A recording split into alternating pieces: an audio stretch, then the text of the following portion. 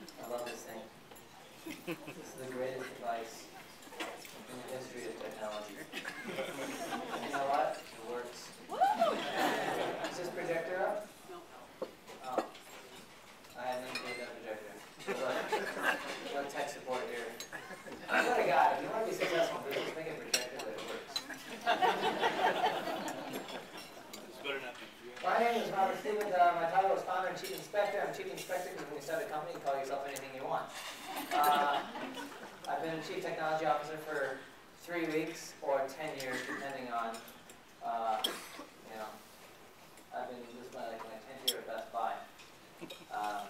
So I'm going to talk to you. I think we got like 45 minutes. Did that thing pop up yet? I've got one projector here, so I hope everybody can kind of see it. I know it's up over here on the thing. I'm going to walk you through a little quick little slides here. Let's see. So that's where I grew up. Chicago, go Bears, come Bears, Bumples. I'm trying to get everyone. They haven't done street view on the street where I grew up. How can I properly explain to you, first of all, how my brain works? I was born in 1969. Now, 2 things happened in 1969 that were very, very significant besides my birth. We landed on the moon. Probably one of the greatest achievements in the history of humankind. I mean, talk about the original Geek Squad. You know how much memory was in the Apollo capsule? 8K. That's 8,000 bytes total in code and with telemetry to explode a bunch of humans on top of a tin can, rocking them around a rock, far away from home, keep them warm, keep them safe, you know, home. A few months later, the first packet on what would become the internet was sent that fall. So I think you can draw a direct correlation from the moon landing. Steve Jobs, Bill Gates, they were only 13, 14 years old. Imagine being 13 or 14 and seeing somebody land on the moon and all the capabilities. I think it still plays itself out today. Now, when we go further inside my head, you need to understand that 2 years later, the year the first 4000 series microprocessor from Intel came out, this movie also came out. Probably one of my favorite movies of all time. It's really a movie about CEO succession. About talent management. It's about intellectual property. It's about ethics. Right? The Willy Wonka test. What would you do? Would you be Charlie? It's about an ordinary kid could be chosen and do anything just by doing the right thing, telling the truth. I think this movie contains all the lessons. Now, I can tell you this now because up until 10 years ago, I did not know what it was like to work in a company with 160,000 employees around the world with $50 billion in revenue. I still have kind of a startup mindset. I'm going to give this talk like a runway company and make this shit up as I go along.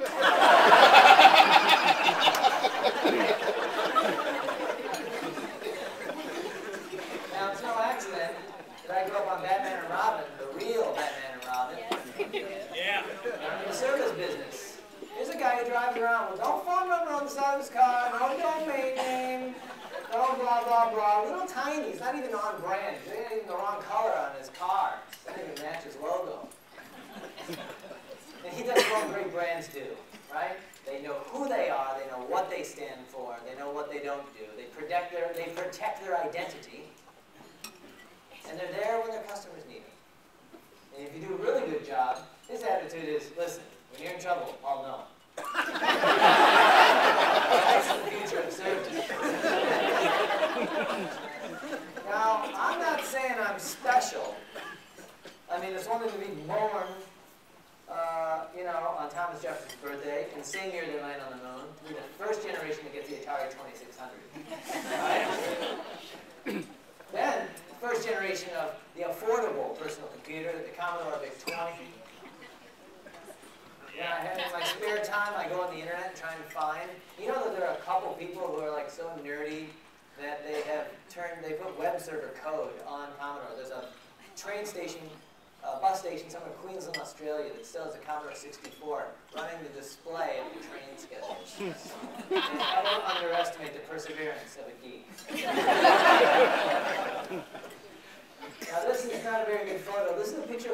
Christensen, who's still alive, lives in the suburbs of Chicago, where I grew up.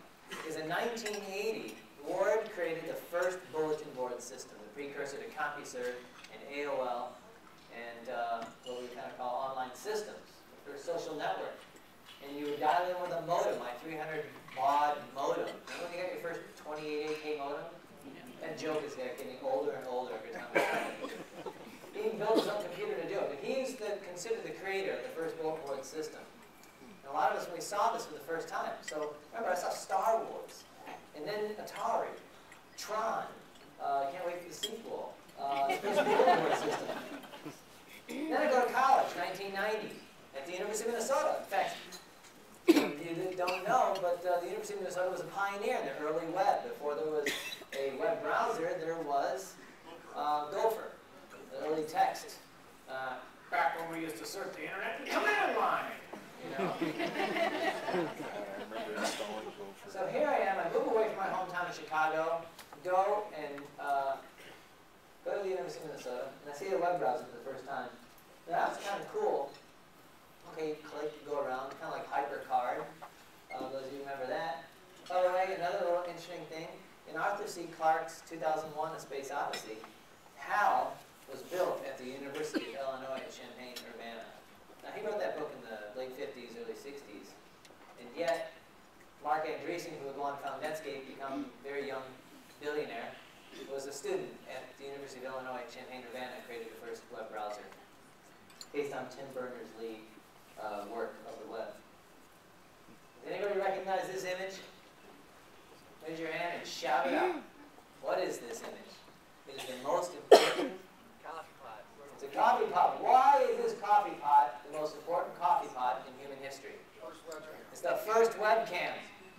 Again, to make my point clear, do not underestimate the perseverance of a geek. Because at the University of Oxford in 1990-91, a programmer down in the basement, that's where they always stick the IT guys.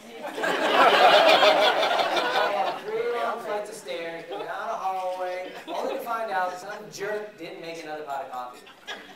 Now this is why I love geeks as a separate race of human beings. They don't see the world as it is, they make the world as it should be. So he goes, remember, there were like $30 Logitech webcams for sale at Best Buy at this time. So he takes a big honking VHS camera, hooks up to a digital analog board, writes a piece of software to take an image every 5 minutes. And you can go to a web browser and do that. And then call somebody up going, hey, yeah, down in engineering. Will somebody make a damn pot of coffee, please? Later that year, somebody else hooked up a pop machine to automatically have a web page to tell you the number of pops by kind, Mountain Dew, or Dr. Pepper. Didn't have Code Red yet. Once somebody else saw that, somebody else wrote a piece of software to predict the rate of consumption and calculate for supply chain logistics. I mean, you just see this over and over again. When we saw this, I dropped out of school at the Art Institute of Chicago. I went there because I discovered there were more girls in art than there were in computers. I dropped out after 2 years. I realized I did not want to be a starving artist. So I went to the University of Minnesota to study computers, and when we saw this, I thought, I don't know if I'm going to graduate college, but if I learn how this works, this is the future. This must have been what it was like in Venice when the word of Gutenberg's movable type in the late 1500s, early 1400s, whenever it was, that changed the world. You know what they were saying back then? The religious institutions that controlled all the knowledge were saying, can't ordinary people read books? They're not ready to receive this information. And I wonder what it was like hearing about the first steam engine produced, I think in the 1840s in London, or outside London, in the UK. And I thought the 70s, the microprocessor and Star Wars and R2-D2 and Atari were it. Then I thought the personal computer was it. Then the 90s, I thought, well, it's the internet revolution. Now the computers can talk to each other. This last decade, we had Wi-Fi. We could actually begin to take the internet with us a little bit. It's been less than 2 years since most of us know what it's like to install whatever we want on our cell phone. And starting next year, starting now, the iPad, and with other tablets, next year is the war of the tablets. And the fourth and final screen emerges, and we'll talk about that. This is one last little thing about me. This is why we're not Nerd Squad, Geek Squad. There's a Venn diagram. I did not create this. It's all over the internet. But the difference between a geek and a nerd is that a nerd doesn't know they're a nerd. Now, we talk about business today. One of my goals is whether you are going to start a business, whether you run your own business, whether you work for someone else, you are in charge of your own brand. Every product you make is a brand. And my goal is to take you through the building of Geek Squad, let you know everything was thought out.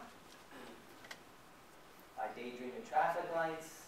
I doodle during boring meetings. I'm always brainstorming. Geek Squad is a project I would have left already, but it's so much fun. But every business is interesting.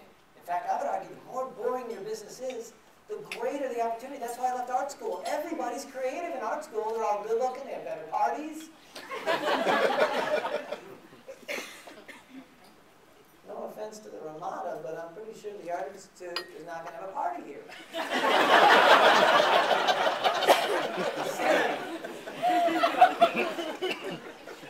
But there's nothing to contribute in the art world. Remember, I was in school in '89. The Berlin Wall was coming down, and so was the proverbial wall was coming down. Anybody can make their own music. People were peeing in jars and putting in art galleries. I'm not saying that's not art. I'm just saying, like, you know, it's harder to tell between a toilet and a sculpture. But the guy has a toilet on display, actually. Now, business, on the other hand, the world is populated by the majority of very boring, unsexy businesses. This is precisely why you become newsworthy when you have fun. Humor is a very primal form of projecting self-confidence. If you know who you are, and we'll talk about it, but how I did I started when I was in college. Now, it's no accident that in college, you have no resources, you have a lot of free time. Geeks tend to have a lot of free social time. And you don't know what you don't know. You get all that great time. I was at a conference, I was at Startup Weekend about a week ago. Somebody asked me, what's the importance of a degree? I'm a two-time college dropout, so I'm not really a good role model. But I'm going to go back to college. I want to finish my degree in art history. Sorry. That wasn't the funny part about that. They laughed at the university. I'll show them. Now, college is important for two reasons. One is the college experience, being on campus, having that time. When's the valuable part of a conference like this? Probably out in the hallway, those couple momentary conversations with each other. It augments these social networks. This is kind of like a disposable social network. You get together for a while, you chat, now you can tweet. By the way, notice I didn't put the hashtag up. I learned on the hashtag. I Googled it, I searched it, I put it up there. Because many of you are tweeting, I see a few cameras out there. You have my legal permission to post all this on YouTube. Not like I have a choice anyway. Because I want all my employees to see this. I want them to hear the story I'm about to tell you, because this is the best training. So I love this transparent world, because the difference between what I speak inside the company building and what I say to the employees is no different than what I'm going to say to you today. And I think that every company can be special, it can be fun, it can be interesting. I would argue the more boring your business is, the greater the opportunity. It's hard in glamorous business like music and fashion, where everybody's creative and there's a huge amount of competition. So I tell the artists of the world, if you really want to make a contribution and do something interesting, join an accounting firm. Because they tend to struggle in branding and identity and sense of humor and stuff like that.